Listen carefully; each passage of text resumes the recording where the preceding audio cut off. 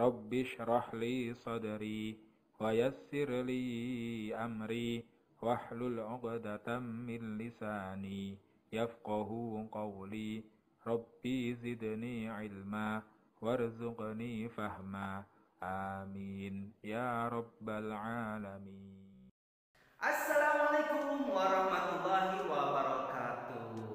Bagaimana kabarnya hari ini anak-anakku sekalian? Semoga kalian baik-baik saja ya di rumah. Nah, senang sekali Bapak bisa berjumpa lagi dengan kalian. Tentunya kita akan meneruskan ya pembelajaran di tematik muatan pembelajaran bahasa Indonesia. Adapun tujuan pembelajaran kali ini yaitu menyajikan kembali peristiwa atau tindakan dengan memperhatikan latar cerita. Baik anak-anakku sekalian, silakan kalian simak penjelasan Bapak berikut ini. Check it out. Nah, sebelumnya anak-anakku sekalian, Bapak akan mengulang materi yang sebelumnya terkait pengertian peristiwa. Masih ada yang ingat? Oke, peristiwa itu pada suatu kejadian atau kerap kali digunakan untuk memulai cerita, betul ya? Ataupun pengertian peristiwa adalah kejadian ya, atau hal, perkara dan sebagainya. Itu yang dimaksud dengan pengertian peristiwa.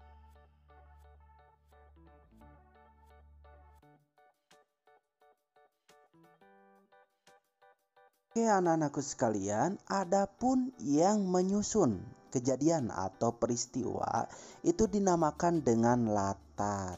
Nah, karena di sini terkait tentang cerita, maka dinamakan dengan latar cerita ya. Nah, di sini Bapak akan berikan 3 macam latar ya dalam cerita itu apa saja? Yang pertama yaitu latar waktu. Nah, apa dinamakan dengan latar waktu? Seperti contohnya misalkan pagi hari, siang hari, sore hari. Nah, itu contohnya ya. Kemudian yang kedua yaitu latar apa yo? Nah, latar tempat, betul ya. Jadi di latar tempat ini menjelaskan terkait misalkan ceritanya di sekolah, di rumah. Kemudian yang selanjutnya yaitu latar keadaan atau suasana. Jadi di sini menjelaskan bahwa misalkan tokohnya itu sedih ya, senang, gembira. Nah, itu ya dinamakan dengan latar keadaan atau suasana. Nah, selanjutnya kalian perhatikan di buku ISPS halaman 117. Di sana ada cerita pendek ya, judulnya Pengalaman Tak Terlupakan. Boleh anak-anakku sekalian baca sendiri ya. Nah, ini akan lebih kalian memahami dalam menyajikan peristiwa atau tindakan kejadian dengan memperhatikan latar cerita. Boleh kalian baca sendiri ya.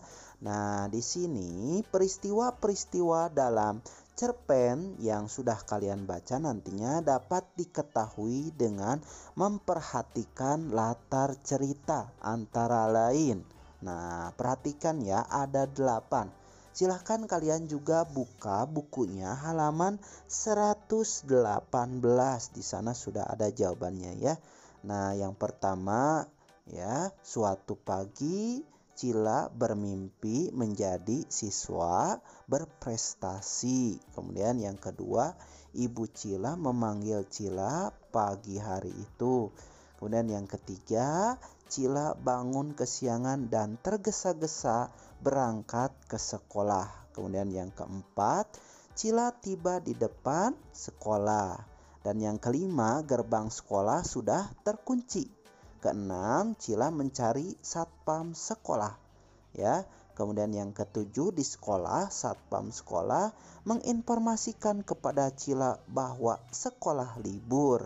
Nah, yang terakhir yang ke-8, Cila pulang dengan wajah tersipu malu. Nah, sekarang Bapak akan tanya ya, di antara 8 ini mana yang menunjukkan kepada latar waktu? Ya, ada latar waktu, kemudian ada latar tempat dan latar suasana. Ingat ya, tadi ada 3. Coba di antara 8 ini mana yang menunjukkan latar waktu? Bagaimana anak-anakku sekalian, sudah ketemu? Nah, Bapak akan goyangkan. Nah, ini yang menunjukkan terkait latar waktu ya.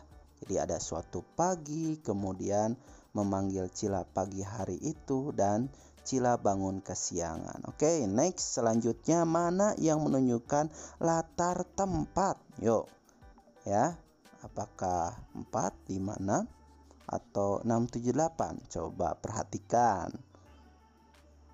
Sudah ketemu anak-anakku sekalian? Mari kita goyangkan. Nah, yang mana? Oke, betul sekali, ada 4, 5 ya, kemudian 7. Nah, oke. Nah, itu dimaksud dengan latar tempat. Nah, terakhir latar suasana. Oke. Nah, berarti sisanya ya, itu 6 dan 8. Betul ya. Jadi waktu itu Cila mencari-cari satpam sekolah, dan yang 8, Cila pulang dengan wajah tersipu malu. Jadi seperti itu ya anak-anakku sekalian, dalam menyajikan peristiwa-peristiwa dalam cerpen ya, dapat diketahui dengan memperhatikan latar cerita. Begitu ya anak-anakku sekalian.